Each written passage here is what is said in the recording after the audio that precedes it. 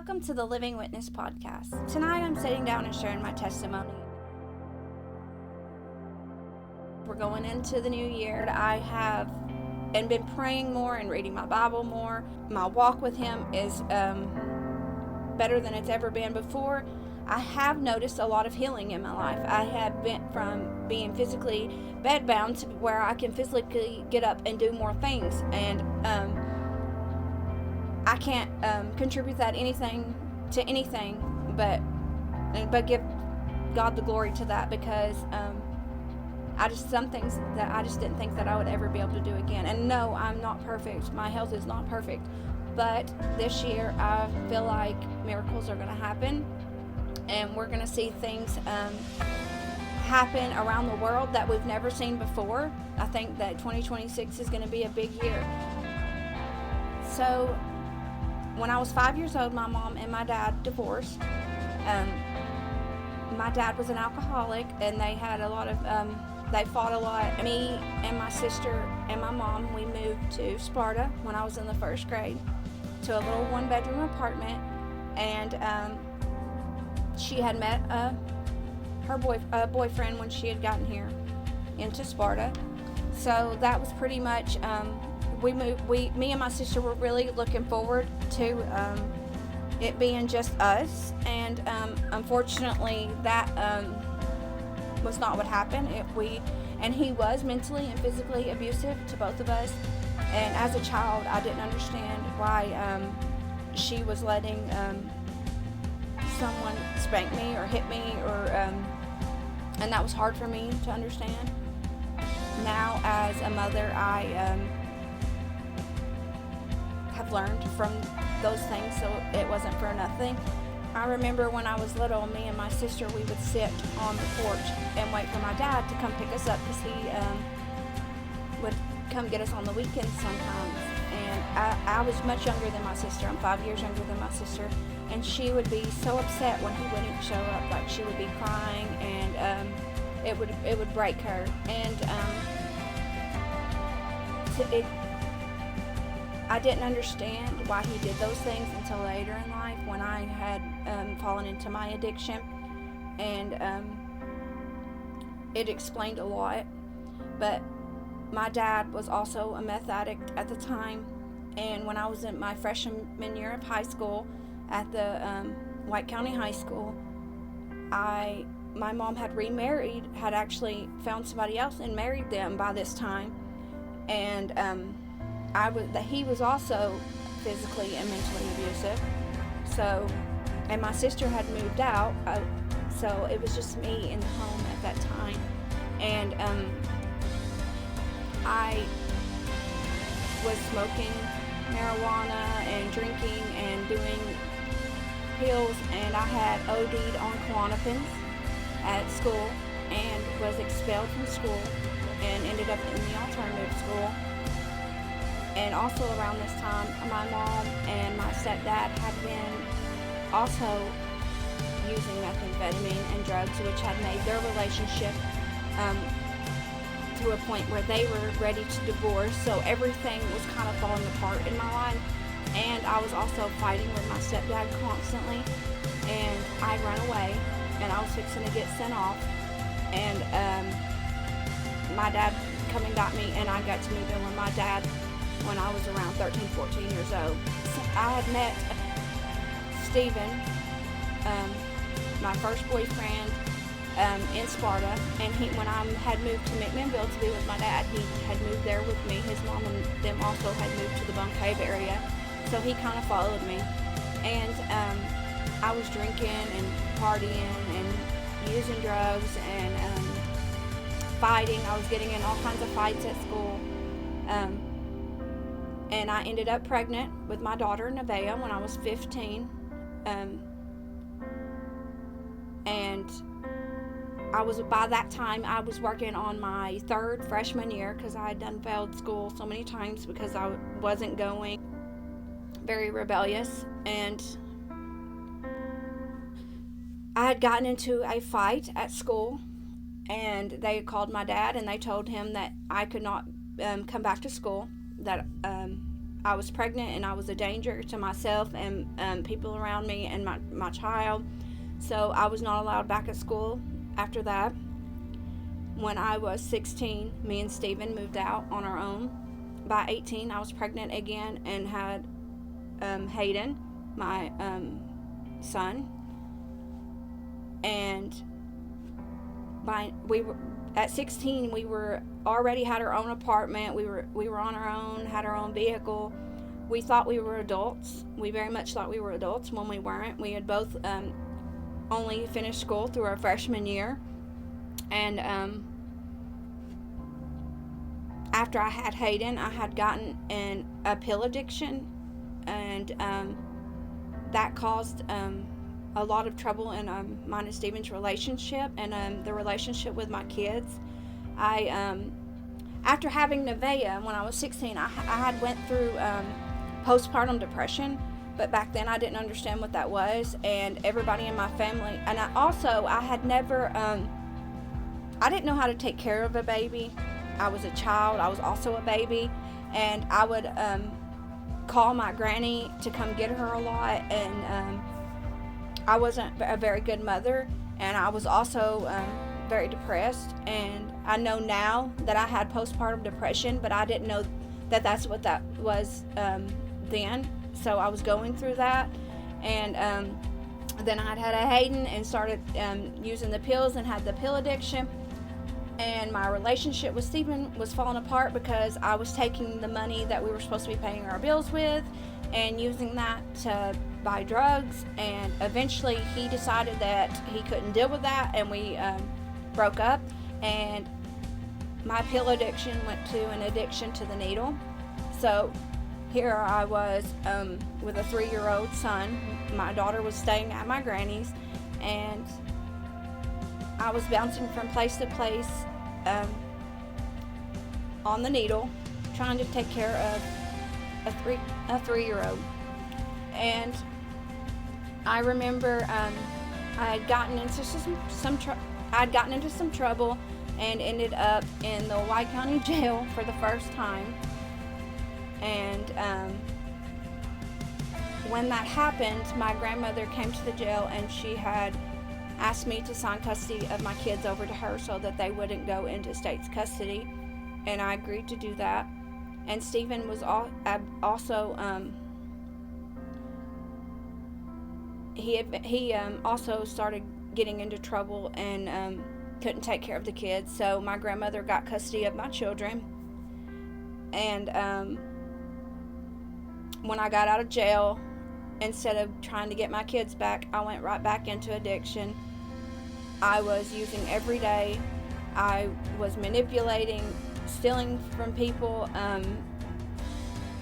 sleeping with men that I had no business sleeping with.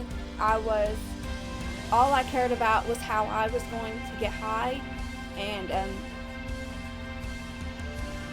I didn't love myself, and it was hard for me to love people that loved me. So I kind of stayed away from my family. I would stay gone for months and weeks at a time, and my addiction had gotten so bad that I had robbed somebody one time and came home and was laying on my stomach on the floor as they were shooting my house up, and all I could think about was trying to get high as this was going on. I had no regard for my life. I had met Martin. We were both in addiction. I had met him in my addiction, and we were both on probation when we met. We had the same probation officer. She would come over here and to do a home visit for him and see me and drug test me, and I would violate because I wasn't going in and taking drug tests in the office, and so she would put me in jail, and then I would get out and do it again, and she'd put me back in jail. And she tried to save my life then. Jamie, she goes to Christ Point. She tried to save my life then. I just couldn't see it at the time, and I wish that would have been the end of it. but it wasn't. I had visited 14 rehabs. I say visited because I never stayed. I would beat whoever took me back to where I was going. I had been to jail 22 times. I've been to jail Spencer, Warren County, White County, Cookeville, Smithville. In you name the town around here, I've been to jail there. And I was tired of that life. I eventually had to serve 2 years in the White County jail, and I'd gotten in trouble at the jail in here for fighting, so they had sent me to Cookeville, and so I sat there. I eventually got to serve a year and 60 days of my sentence, and I got to go out and spend a year into a halfway house. So I had went to the halfway house, but while I was at the halfway house, I was sneaking away to be with Martin, he was still in addiction. And after being a year and almost a year and a half clean from the jail and the halfway house, I was still using. I came back and I used, and I ended up pregnant with Scarlett. I left that rehab and came back here and lived with Martin, and I was using throughout my pregnancy. I knew I'd stayed with my mom some throughout the pregnancy, and she did everything she could to try to get me sober, because she was already sober at this point, and she was doing everything she could to try to get me sober. And she would go to work, and I would sneak off and end up back in Dole and doing things that I shouldn't be doing. And the day that I had Scarlett, I was using, and I caused myself to go into labor. I had a placenta rupture. I had one of the second largest placenta ruptures that McMinnville had seen, and I was hemorrhaging. And when I got to the hospital, they had called my mom and my sister and my family to come in and tell me bye, because they didn't think I was going to make it because I was hemorrhaging, and they didn't think Scarlett was going to make it. And I remember when I was being wheeled back to the OR, I could hear my mom screaming, and she was in the parking lot. Like, it was a gut-wrenching scream. And I remember thinking, this is it, I'm gonna die. And I prayed for one of the first times in a long time. I prayed and I said, God, if you'll let me live through this and let Scarlett live through this, I'll never touch anything again. I will put down the needle. I'll never touch anything again. And after I had woken up, Scarlett was sent to the NICU in Murfreesboro. She had some trouble, but she was alive. I was alive. And me and Martin, I checked myself out of the hospital, and we rushed down to the NICU in Murfreesboro. And she was there for a week or two. It was during the solar eclipse. I remember she got to wear these little cute glasses, and they were taking pictures of her and stuff. And she was born August 19th, 2017, and that was my first day sober, actually sober, and since I was 20 years old. And it could go back further than that if you count the marijuana and the alcohol and stuff. So from the time 13 to 14 years old. But whenever we got ready to take her home from the hospital, I was thinking they're not going to let her leave with us because she's going to have drugs in her system, and I just know that I'm going to lose her. We're going to lose her. There's no drugs in her system. If y'all can stay the night here and just show us how y'all are with her, then y'all can go home tomorrow. So not only did God save my life and save Scarlett's life, but he made sure that baby got to come home with me from that hospital. And I have not had the desire to use since that day. I've not had a single desire. He completely delivered me from that. And this is coming from somebody that has been to 14 rehabs, in and out of jail. And my addiction meant everything. Like, I was married to my addiction. So it was gone. I had no desire to use after that. And I eventually got a job at Rose's and worked my way up to the store manager in a matter of a year. I got my kids back. I got to see them. They could come over anytime they wanted to and spend time with me, and we were going on vacations, and I knew what it was like. I felt loved. Like, I felt loved. I knew Martin loved me. Like, it wasn't just a relationship of using and hurting each other. We were sober, and it was the first time in my life that I'd been happy, and I felt like I had everything in this world that I could possibly want. I had my kids, a career, my husband. He had lost Kyler and gotten Kyler back, and so things were great. We felt it was like God had restored everything that we had lost and made sure that we had gotten everything back. And but Martin had leukemia. We knew he had leukemia. He had it for many years before he passed, but he didn't live like he had leukemia. He wasn't. He didn't. By looking at him, you wouldn't have thought that he had leukemia. He always pressed through. He was in and out of the hospital a lot because he would get sick a lot. It got to a point where he ended up in the hospital. We were hoping that he would be able to get a bone marrow transplant, and his sister was a candidate for his bone marrow transplant. So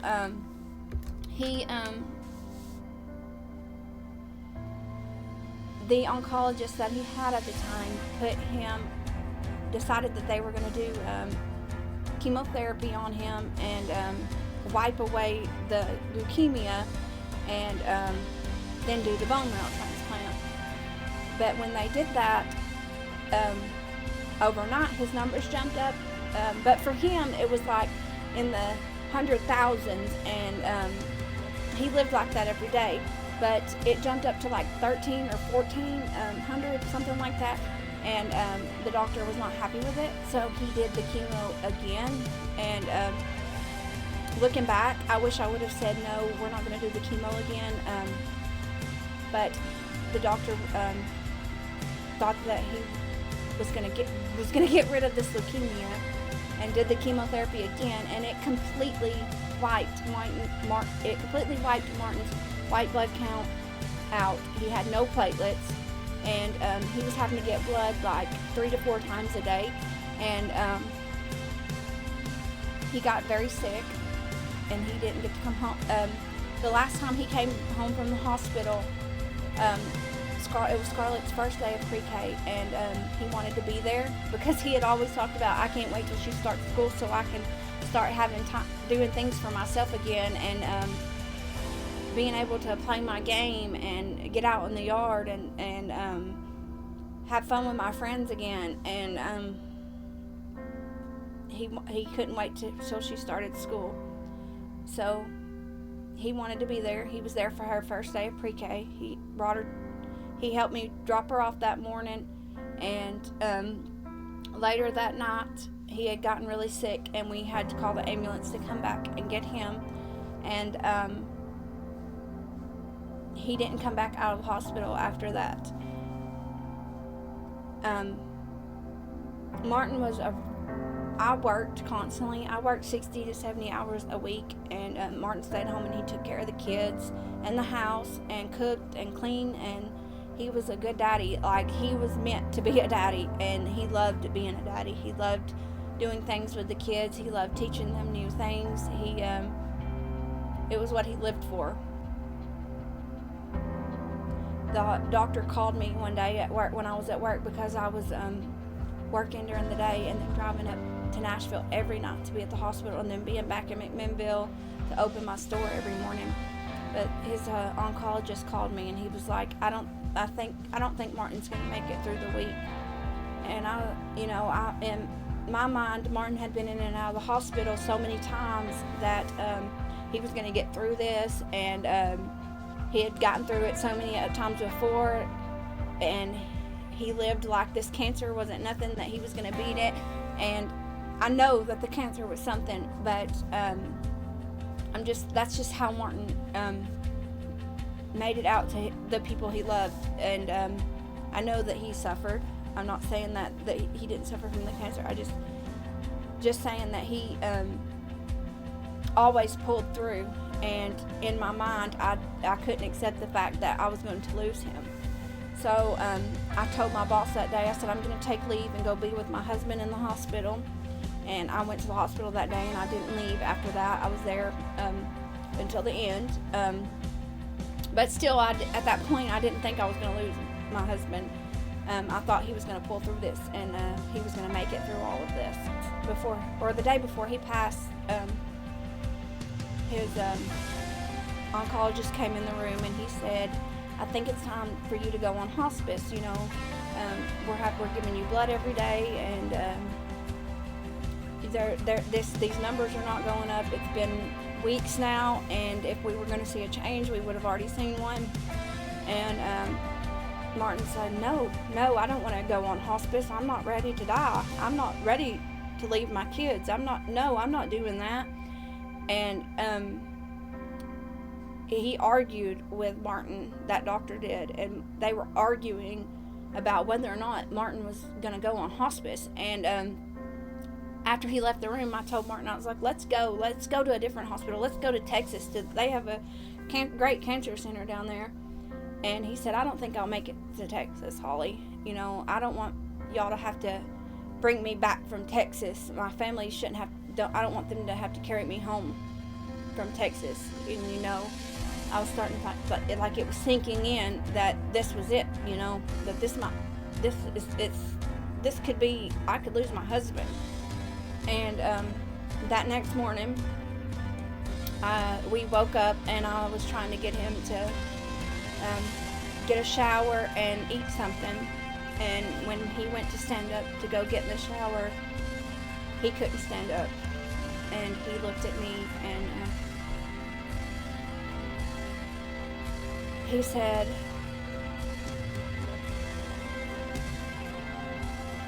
I think I'm ready to go on hospice. I think that I'm ready. And I called his dad and talked to his dad about it, and they moved him to the ICU.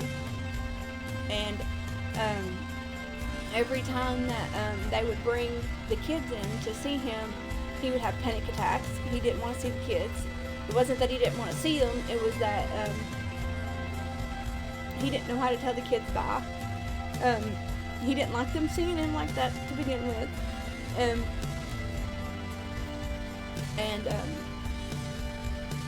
It wasn't long after they quit giving him blood, and that he passed. He passed with me and his sister by his bedside at 2 a.m. on August 27th. It was a week after Scarlett's birthday, her 5th birthday.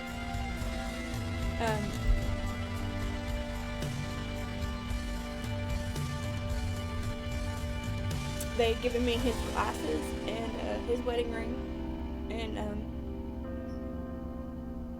we packed up our stuff, me and his sister did, and we left the hospital. And I remember when I had gotten in my car and I was leaving, I couldn't figure out how to get out of the parking garage at Midtown, and I had been there every day for the last 4 months that he had been in the hospital, and my mind was like, I just felt like I was forgetting something, like I was leaving something behind, and I was leaving something behind. I was leaving my husband behind, and I don't remember the ride home. I drove home by myself that night. And I got home and I sat in the driveway forever because the kids were with their grandparents, and I was gonna have to walk into this house by myself. So I sat in my car forever until I came in, and I remember the next few days was kind of a haze. I kind of let his family plan the funeral. They would ask me my opinion, of course, and I told them what I thought, but it was just kind of like a haze getting through that. And I went back to work the day after the funeral, and I just worked and worked and worked, and I started I was getting sicker and sicker with my health issues. I have Chiari malformation. That is where my cerebellum tonsils, the bottom part of your brain, is falling down into your spinal cord, or your spinal canal, and the little hole that leads out into your spine, and my brain was falling down into that, which was blocking my cervical spinal fluid from flowing throughout my body like it was supposed to, and it would cause me to feel like I was going to pass out. It was causing me to my vision was crazy. I would see bright lights in my vision. My legs weren't working, or they were painful. My head had so much pressure on it that I felt like it was going to explode. I was getting migraine headaches, and I couldn't function. And I honestly didn't know what was wrong with me until I had gotten that MRI, and they had found that with my brain. And I was having symptoms before Martin passed, but I didn't want to stress him out or cause him to worry about me, so I kind of hid it from him as much as I possibly could. And within 4 months of him passing, I had my first brain surgery. I had it January 11th, 2023, and they went in and cauterized the tonsils of my cerebellum and took out some of my C1 to make room for my brain and my cervical spinal fluid to flow correctly. And they call that a Chiari decompression surgery. I got better for maybe 3 months after that surgery, and then I started feeling worse than I did before. And I got to a point where I couldn't work, so I quit my job, and I came home, and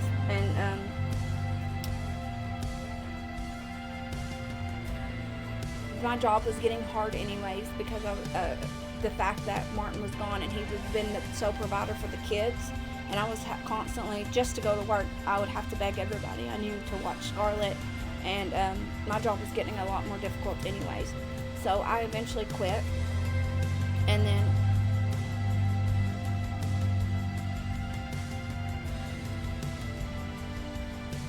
within a year of having my first surgery, I went to Spain and did their version of the Chiari surgery, where they go into your bottom of your spine and they cut your filum terminal. And the idea of it is when they cut it, it allows your brain to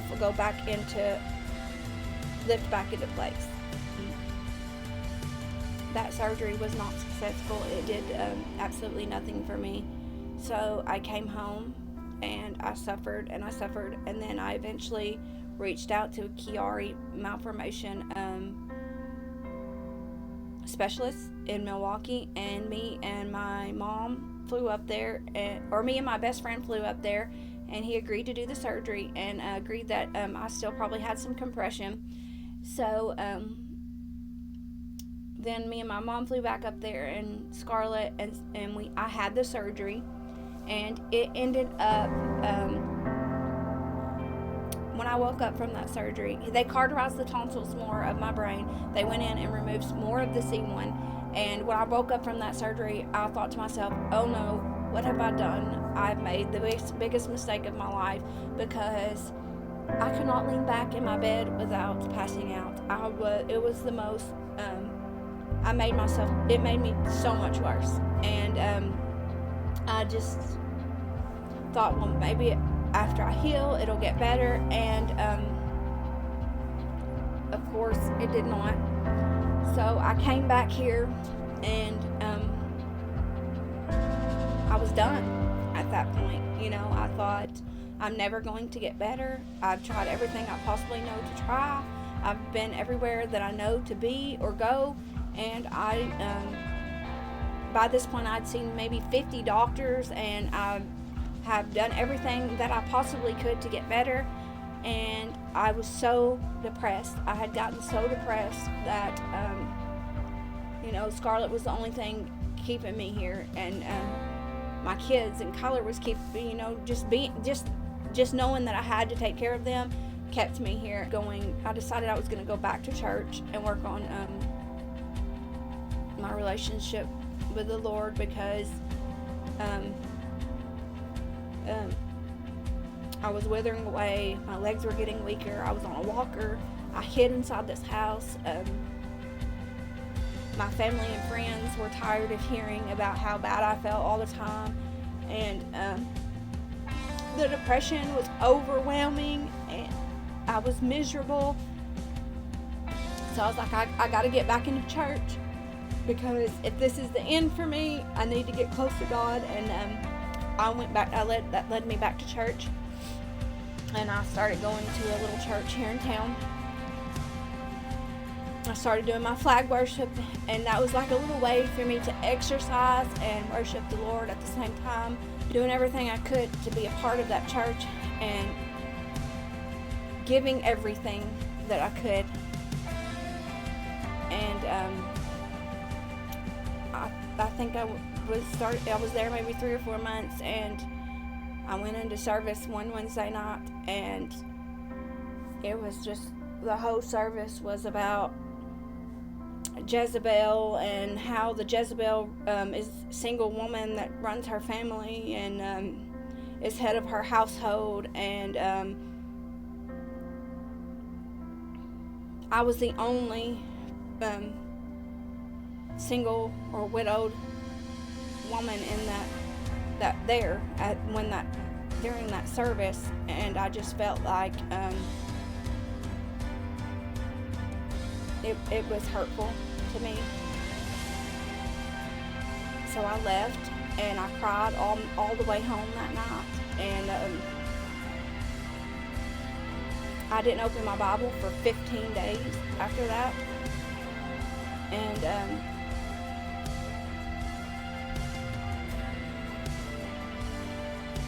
those 15 days were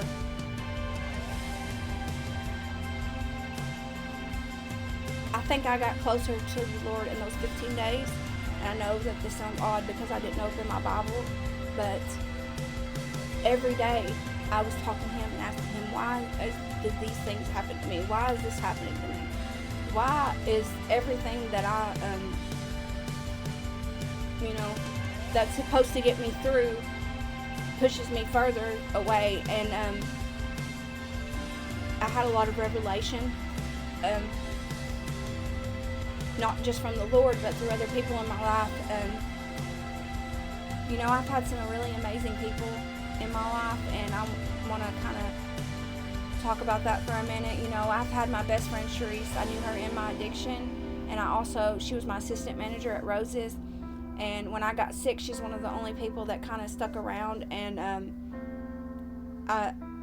she's been there for my children. She treats them like they're her children. She's helped me take my kids to doctor's appointments, and been there for me when there's things that I couldn't do, and that means a lot to me. She's flew to Milwaukee with me. She sat with me while I was in the ICU for 3 days. She's been a big help, and I feel like I need to talk about this. And then I have Connie Clark. She's been in my life. She comes down and helps me take care of my house, and when I can't feel like I can't drive by myself, she'll ride with me somewhere. And these people are people that care about me, and I feel like I need to talk about that a little bit. And then Stephen's been here. When Martin passed, he kind of stepped in and made sure that he helped me take care of the kids, and he helps me with Nevaeh and Hayden and Scarlett and Kyler even.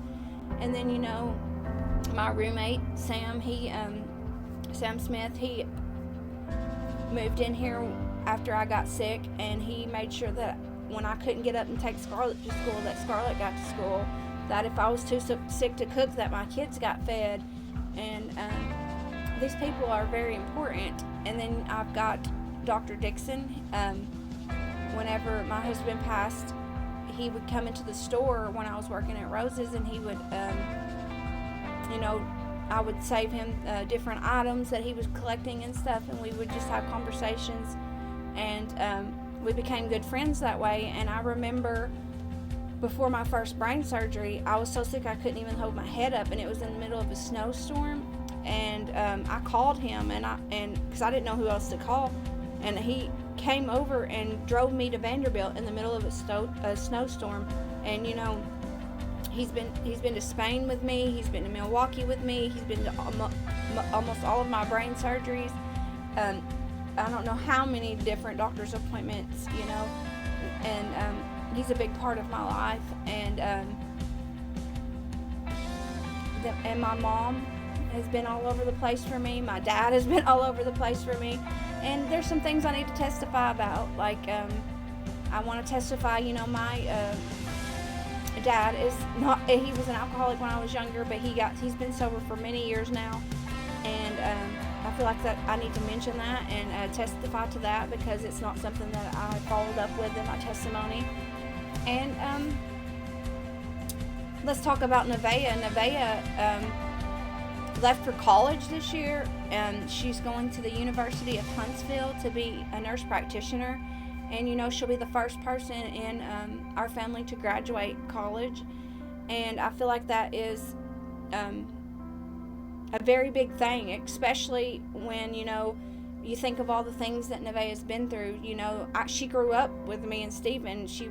I was 16 when I had her, and my grandma did the best she could taking care of her. And it's actually her great grandmother, and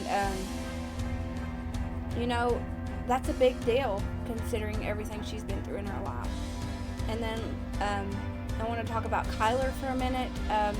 When Martin was passing, one of the main things that Martin kept saying to me over and over again was, please make sure that Kyler graduates high school.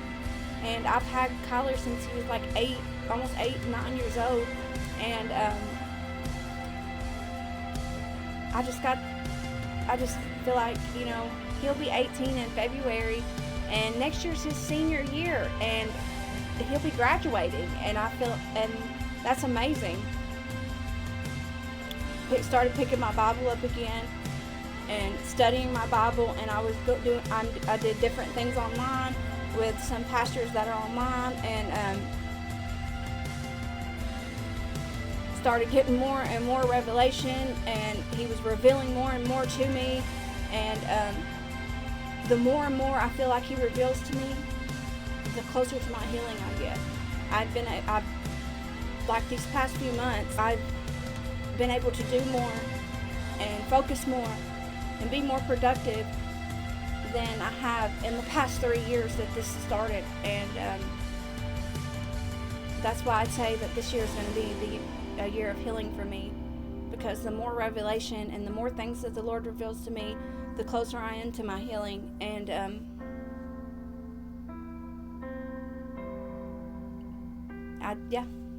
but that's where I'm at now. I'm doing these testimonies and working with different pastors online. I've had my heart broken many times. I've had my heart broken many times throughout my life. I've spent many years in addiction and lost the love of my life, and I know that things cannot there is nothing that I can go through that I haven't already gone through. I have seen the worst of the worst in people, and I've seen the best of the best in people. And yeah, and I thank y'all for listening to me. And if anybody is interested in telling their testimony on the Living Witness podcast, please, I'd love to sit down with you. I love hearing these testimonies. There's things that we would never have gotten through without Jesus. And I have so much gratitude. I'm so thankful that He has chose me to go through all of this. I know that sounds crazy now. Last year when I was laying in bed and couldn't lift my head up and was on my knees begging to die, I would not have thought that I would be sitting here right now saying that if I wouldn't have gone through this, I wouldn't love people the way I love them now. I wouldn't, my heart wouldn't hurt for people the way it hurts for people now. I wouldn't be the same human being that I am now. We go through difficult things because that's what makes us who we are, and that's how we get other people through these things. And so yeah, if anybody that wants to sit down and share their testimony, I'd love to hear it. And maybe you don't know who you're going to touch by telling your testimony, so thank you.